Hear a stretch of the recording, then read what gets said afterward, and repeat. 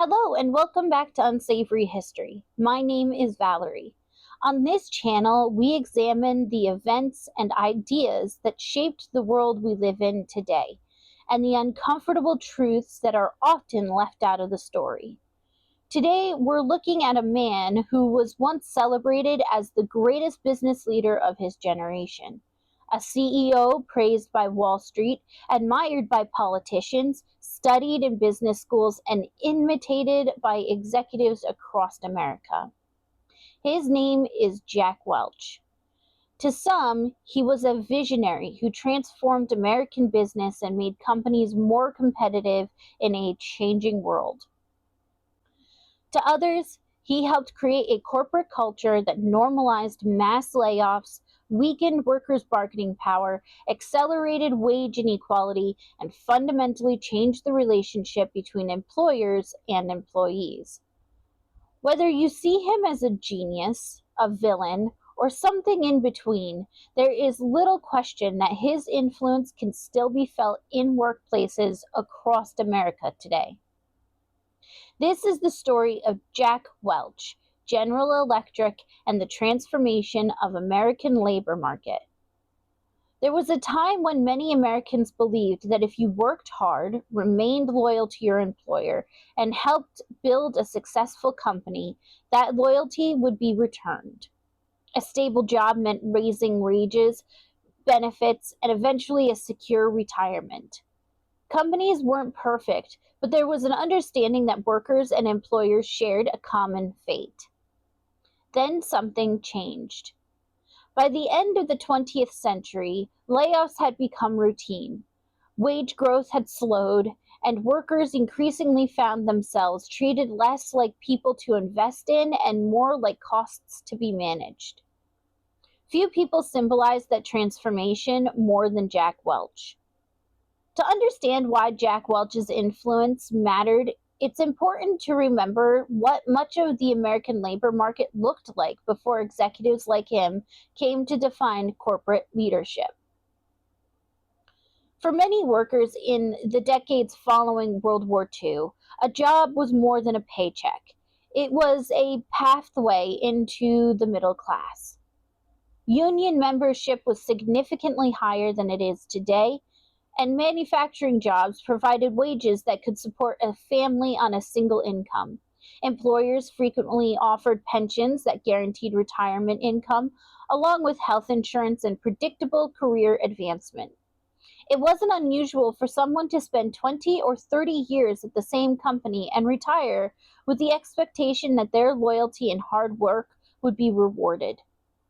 Of course, this system was never perfect. Many women and minorities were excluded from some of its benefits, and economic insecurity still existed. But for millions of Americans, there was an underlying belief that if a company succeeded, the people who helped build that success would share in the rewards. Older baby boomers entered a labor market shaped by those expectations. They saw parents and grandparents buy homes, raise families, and retire with relative stability from jobs that did not always require advanced degrees or constant reinvention. The generations that followed inherited a different reality. Gen X and millennials came of age during an era defined by student debt, the decline of traditional pensions, rising house costs, contract work, repeated economic crises, and a labor market in which changing jobs every few years became less a choice and more a necessity. Company loyalty increasingly ceased to be a two-way relationship. The shift did not happen overnight, nor can it be attributed to any one person. But as the old model was giving way to a new one, Jack Welch emerged as perhaps the most celebrated champion of a philosophy that prioritized efficiency, flexibility, and shareholder returns above the traditional promise of long-term employment. In that sense, Welch did not invent the transformation of the American workplace. He helped legitimize it, accelerate it, and teach corporate America how to embrace it. When Jack Welch became CEO of General Electric in 1981, he inherited one of America's largest and most respected corporations. Over the next 2 decades, GE's market value exploded. Investors loved him. Business schools studied him. Other CEOs copied him. The business press celebrated him as a visionary. Fortune magazine even named him Manager of the Century. Welch became famous for a philosophy that was brutally simple. Every GE business had to be number one or number two in its industry. If it wasn't, it had to be fixed, sold, or shut down. But Welch's approach went beyond closing underperforming divisions. He developed a management system that fundamentally changed how many executives thought about workers themselves. One of his most famous practices was what became known as rank and yank. Managers were expected to evaluate employers and then divide them into categories. The top performers were rewarded and promoted. The middle majority were expected to improve and continually prove their value. But the bottom 10% were routinely identified as underperformers and pushed out of the company. Welch argued that this system created a culture of excellence by rewarding merit and preventing complacency. Critics saw something very different. They argued that it fostered fear, internal competition, and an environment in which employees were constantly reminded that their jobs depended not simply on doing good work, but on outperforming their coworkers. This message extended beyond individual performance reviews. Entire business units were judged according to whether they were first or second in their industries. If they failed that test, they could be sold, restructured, or shut down altogether, regardless of the impact on the communities and the workers who depended on them. General Electric also maintained a contentious relationship with organized labor during Welch's tenure. Although unions remained present in some parts of the company, management frequently resisted efforts that it believed would limit flexibility or increase labor costs. To critics, this reflected a broader shift in corporate America away from viewing unions as partners in prosperity and towards viewing them as obstacles to efficiency and shareholder returns. Taken together, these practices helped redefine the relationship between employer and employee. Stability gave way to perpetual evaluation, loyalty became conditional, the expectation that a company had responsibilities beyond maximizing financial performance began to erode. The consequences were enormous. Entire divisions were eliminated, factories were closed, tens of thousands of workers lost their jobs. Welch earned the nickname Neutron Jack, a reference to the neutron bomb, which was said to leave buildings standing while killing the people inside them. To be fair, layoffs did not begin with Jack Welch. Companies had downsized before, especially during economic crises. But Welch helped transform layoffs from a measure of last resort into a legitimate business strategy.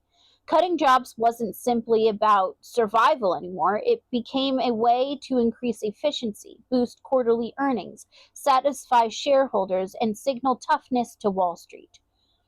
More importantly, he didn't hide this philosophy, he promoted it.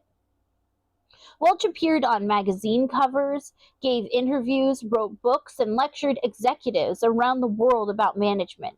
His methods were not secret, they became aspirational. A generation of executives absorbed this lesson that the primary responsibility of leadership was maximizing shareholder value, even if doing so required repeated rounds of downsizing. At roughly the same time, the United States was undergoing a broader ideological shift. The Reagan era championed deregulation, tax cuts, and supply side economics.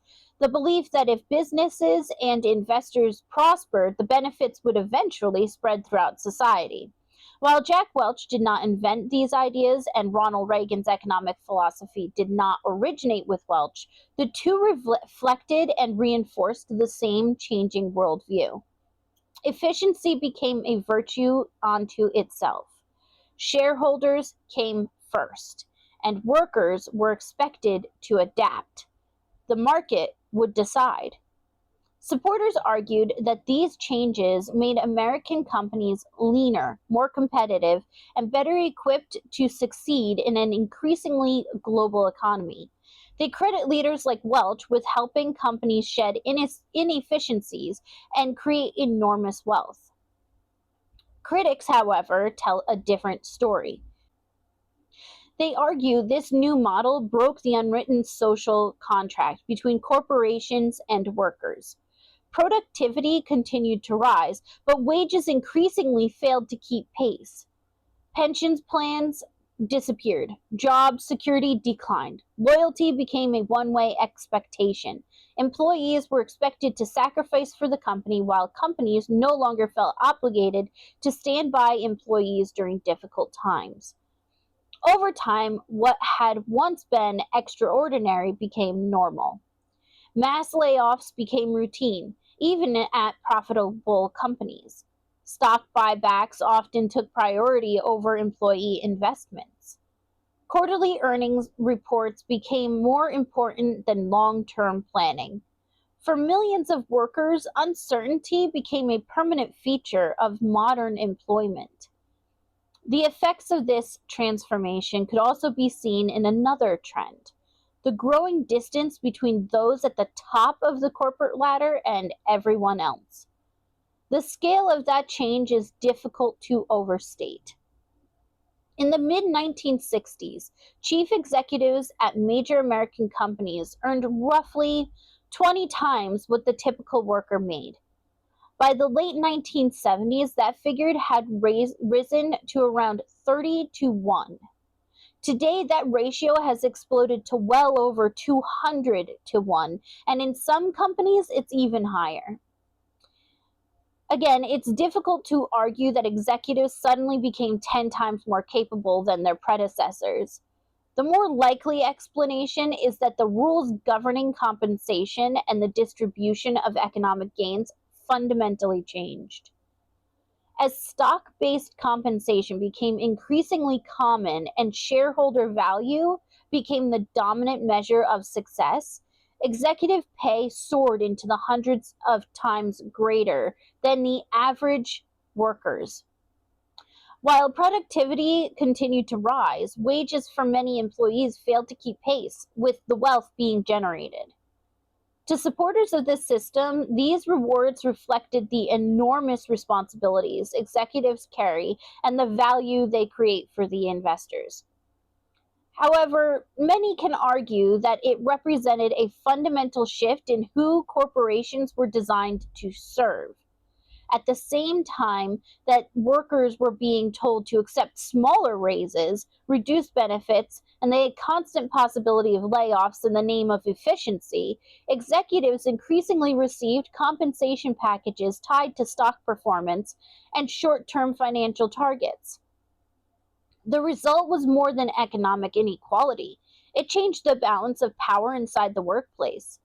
Employees who believed they can be replaced at any moment are less likely to negotiate aggressively for higher wages, challenge management decisions, report unsafe conditions, or risk organizing collectively. Fear of becoming the next person labeled as an underperformer can become its own form of discipline. Critics argue that this culture of insecurity helped suppress workers' bargaining power, not through explicit coercion, but through the ever present understanding that employment had become conditional and disposable. Whether one sees this as an unavoidable consequence of globalization and competition, or as the product of choices made by executives and policymakers, the outcome is difficult to ignore.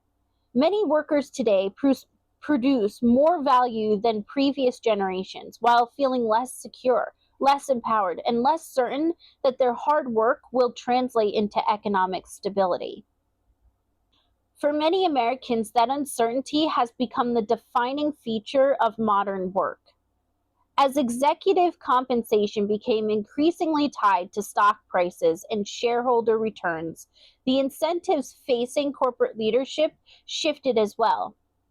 A rising share price could generate extraordinary rewards for executives, while workers were often told to accept wage restraint, reduced benefits, and the possibility of layoffs as necessary sacrifices in the pursuit of competitiveness. For critics, this represented more than a widening pay gap. It signaled a transformation in the moral purpose of the corporation itself. There was a time when many businesses saw themselves as institutions with responsibilities to multiple stakeholders. Shareholders, certainly, but also employees, customers, and the communities in which they operated.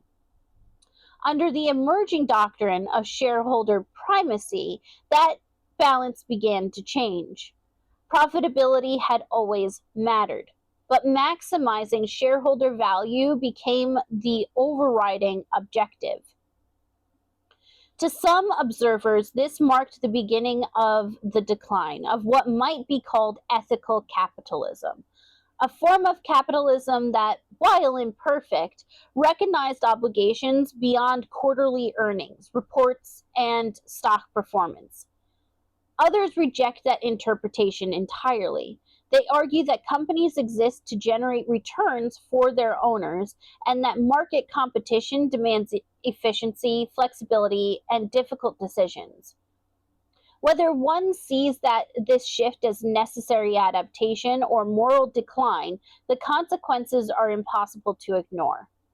Many workers today generate more value than previous generations while experiencing less security, weaker bargaining power, and a growing sense that prosperity they helped create increasingly flows upward rather than being shared. The question is not simply whether capitalism has changed. The question is what kind of capitalism we want to have. The story of General Electric itself would eventually complicate Jack Welch's celebrated legacy. For years, GE was viewed as the gold standard of corporate excellence.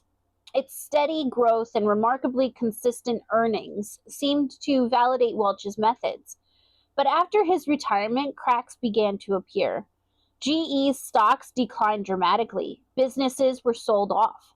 1,000 more jobs disappeared. The company that had once seemed unstoppable struggled to maintain the image of strength it had projected for decades. This led critics to revisit an uncomfortable question. Was GE's success under Welch entirely what it appeared to be? Some analysts and journalists have argued that General Electric relied heavily on aggressive accounting practices and financial engineering to consistently meet Wall Street's expectations. They contend that immense pressure to deliver predictable earnings may have created incentives to smooth results and prioritize appearances over long-term stability. It's important to be precise here. Jack Welch was never convicted of fraud, nor was he found legally responsible for defrauding investors. However, critics argue that the mythology surrounding GE's success obscured deeper structural weaknesses and that the relentless pursuit of ever-increasing performance helped build a business model that proved difficult to sustain after his departure. Whether one sees Jack Welch as a visionary executive or as the architect of a more ruthless form of capitalism depends largely on what values one believes corporations should serve. But there is little debate about one thing: his influence was enormous. Jack Welch did not single-handedly create today's labor market. Globalization, automation, declining union membership, technological change, and the decades of political decisions all played major roles in shaping the economy we live in now. Yet he gave corporate America a blueprint. He helped normalize the idea that workers should be treated as variables in a spreadsheet, that layoffs could be celebrated as evidence of discipline, and that success should be measured primarily by the returns delivered to the shareholders.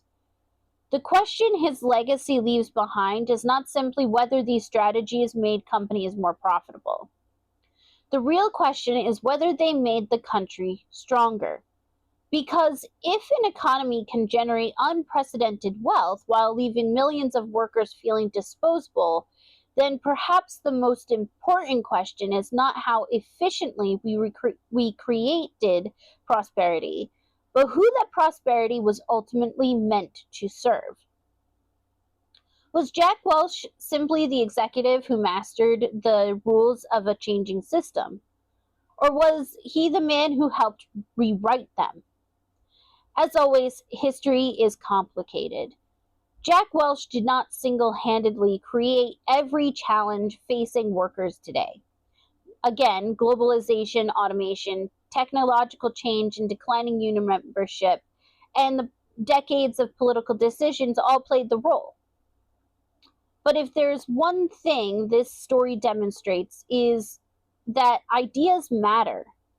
The way leaders think about workers matters. The way corporations define success matters. And the choices made by a handful of influential people can shape the lives of millions for generations. I'd love to hear your thoughts in the comments below. Do you think that Jack Welch helped save American business, or do you think that his legacy contributed to many of the problems workers face today?